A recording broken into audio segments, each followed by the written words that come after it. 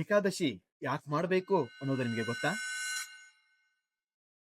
ಏಕಾದಶಿ ಒಂದು ತಿಂಗಳಲ್ಲಿ 2 ದಿವಸ, ಒಂದು ವರ್ಷದಲ್ಲಿ 24 ದಿವಸಗಳು ಬರುತ್ತೆ. ತುಂಬಾ ವಿಶೇಷವಾಗಿರ್ತಕ್ಕಂಥ ದಿನಗಳು. ಶಾಸ್ತ್ರದಲ್ಲಿ ಇದಕ್ಕೆ ಭಾದವತಿಥಿ ಅಂತ ಕರೀತಾರೆ. ಇದನ್ನ ಮಾಡೋದ್ರಿಂದ ನಾವು ಭಗವಂತನ ಜೊತೆ ಸಂಬಂಧವನ್ನ ಬೆಳೆಸ್ಕೋಬಹುದು. ಶಾಸ್ತ್ರಗಳು ಹೇಳುತ್ತೆ ಇದನ್ನ. ಯಾರ್ಯಾರೋ ಜೊತೆ ನಾವು ಸಂಬಂಧವನ್ನು ಬೆಳೆಸ್ಕೋತೀವಿ, ಆದ್ರೆ ಭಗವಂತನಲ್ಲಿ ನೇರವಾದ ಸಂಬಂಧವನ್ನು ಕೊಡುವಂತ ದಿನಗಳದು. ಭಗವಂತನಿಗೆ ತುಂಬಾ ಇಷ್ಟವಾದ ದಿನ ಅವನ ಜೊತೆ ಸಂಬಂಧ ಬೆಳೆಸ್ಕೊಳ್ಳಿಕ್ಕಾಗಿ. ಅದಕ್ಕೋಸ್ಕರ ಇದನ್ನ ನಾವು ಪ್ರತಿಯೊಬ್ಬರು ಮಾಡಲೇಬೇಕು.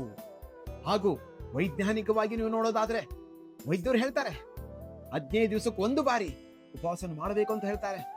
ಹೀಗೆ ಮಾಡೋದ್ರಿಂದ ದೈಹಿಕವಾಗಿ, ಮಾನಸಿಕವಾಗಿ ನಮ್ಮ ನರನಾಡಿಗಳು, ಮೆದುಳು ತುಂಬಾ ಶುದ್ಧವಾಗುತ್ತೆ. ಆನಂದಮಯವಾಗಿರ್ತಕ್ಕಂಥ ಜೀವನವನ್ನ ಲೀಡ್ ಮಾಡಬಹುದು ಅಂತ ಹೇಳ್ತಾರೆ. ತುಂಬಾ ಶ್ರೇಷ್ಠವಾಗಿರ್ತಕ್ಕಂಥ ದಿನಗಳು.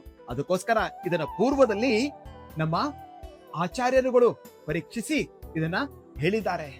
ಅದಕ್ಕೆ ಅವಾಗಿನಿಂದನೂ ಕೂಡ ನಾವು ಮಾಡ್ತಾ ಬಂದಿದ್ದೇವೆ. ಇದು ನಾವು ಅನುಸರಿಸಲೇಬೇಕು. ಇದು ವೈಜ್ಞಾನಿಕವಾಗಿ ಇವಾಗ ಪ್ರೂವ್ ಆಗಿದೆ. ಅದಕ್ಕೋಸ್ಕರ ಹೀಗೆ ನೋಡೋದಾದ್ರೆ, ಭೌತಿಕದಲ್ಲಿ ನೋಡೋದಾದ್ರೆ, ವಿದ್ಯಾರ್ಥಿಗಳು ಯಾರು ಉಪವಾಸವನ್ನ ಏಕಾದಶಿ ಮಾಡ್ತಾರೋ, ಭಗವಂತನ ನಾಮಸ್ಮರಣೆಯನ್ನ ಮಾಡ್ತಾರೋ, ಅವರು ಉತ್ತೀರ್ಣರಾಗಿದ್ದಾರೆ ಎಲ್ಲಾ ರಂಗದಲ್ಲೂ ಕೂಡ. ಅದಕ್ಕೋಸ್ಕರ ಇದು ತುಂಬಾ ಶ್ರೇಷ್ಠವಾಗಿರ್ತಕ್ಕಂಥ ದಿನ.